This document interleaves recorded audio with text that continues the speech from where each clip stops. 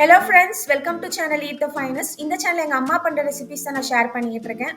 அந்த வரிசையில் நான் ஷேர் பண்ண போகிறது காரா பூந்தி ரெசிபி. மொறுன்னு எப்படி பண்ணுறதுன்னு வீடியோக்குள்ளே பார்த்துடலாம்.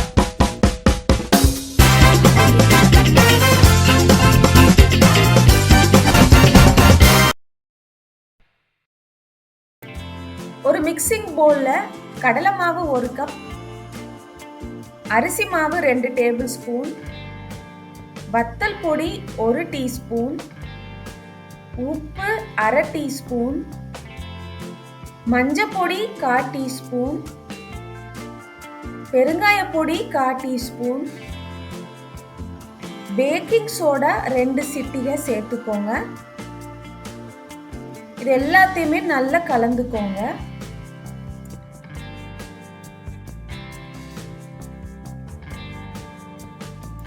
முக்கால் கப்பு தண்ணியை சேர்த்துட்டு கூடுதலாக 1 டேபிள் ஸ்பூன் தண்ணி சேர்த்துக்கோங்க, கரெக்டாக இருக்கும். தண்ணியை கொஞ்சம் கொஞ்சமாக சேர்த்துக்கோங்க. மாவு ரொம்பவும் கெட்டியாக இருக்கக்கூடாது, ரொம்பவும் தண்ணியாக இருக்கக்கூடாது.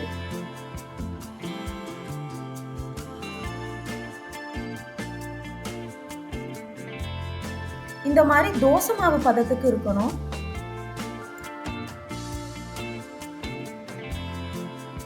ஒரு கடாயில எண்ணெய் நல்லா சூடு பண்ணி வச்சுக்கோங்க.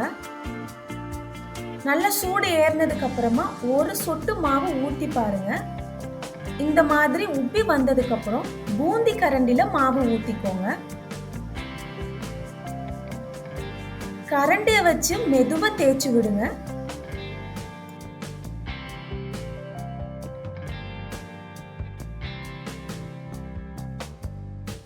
ஹை ஃப்ளேமில் வச்சுக்கோங்க, அப்பப்போ மீடியம் ஃப்ளேமுக்கு மாற்றுங்க.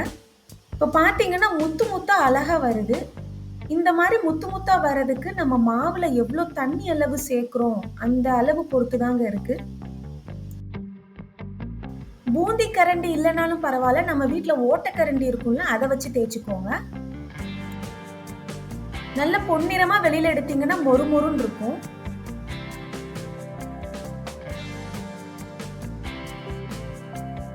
ஒரு தடவை பூந்தி பண்ணதுக்கு அப்புறமா அந்த கரண்டிய தண்ணியில கழுவி துணியால நல்லா தொடச்சுக்கோங்க.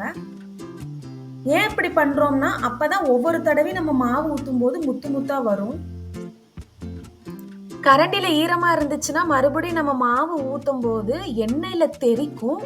அதனால நல்லா தொடச்சிருங்க.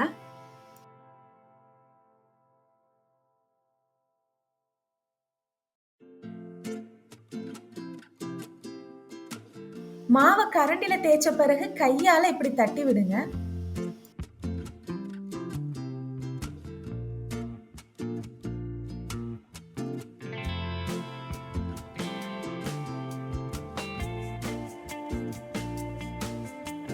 பச்சை வேர்க்கடலை 1/4 கப் சேர்த்து லேசா பொன்னிறமா வந்த உடனே எடுத்துடுங்க.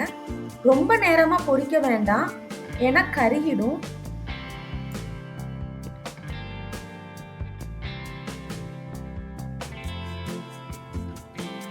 முந்திரி பருப்பு 15 போட்டு பொன்னிறமா எடுத்துக்கோங்க.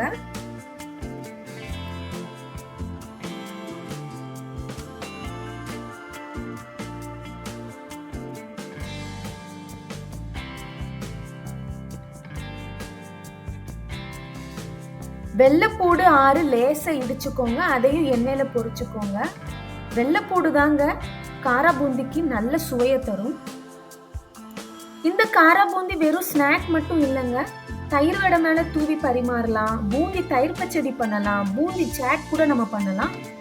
இந்த காரா பூந்தி உடனே சூடான டீயோட சாப்பிட்டா சூப்பராக இருக்கும். அப்புறமா அடுப்பை ஆஃப் பண்ணிட்டு கருவேப்பிலை கொஞ்சம் சேர்த்து நல்லா கிறிஸ்பியாக பொரிஞ்சதுக்கு அப்புறம் எடுத்து வச்சுக்கோங்க.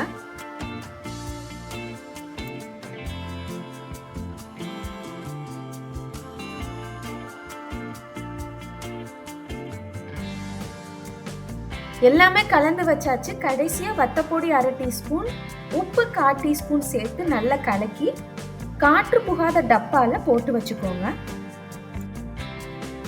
இதே மாதிரி அடுத்தடுத்த ரெசிபியோட நம்ம அடுத்த வீடியோல வெயிட் பண்ணலாம். தேங்க்ஸ் ஃபார் வாட்சிங்.